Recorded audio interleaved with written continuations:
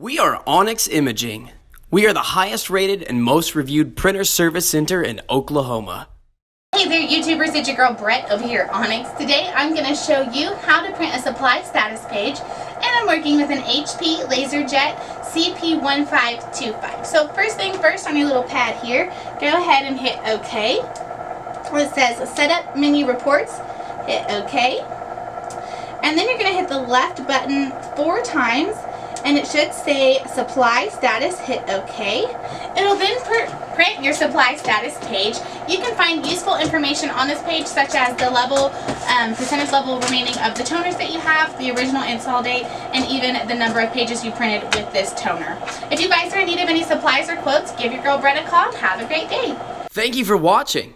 If you're interested in how you can receive free labor on all of your service calls, as well as how to qualify for free printer upgrades, contact us today. We are here for all of your printer and office supply needs.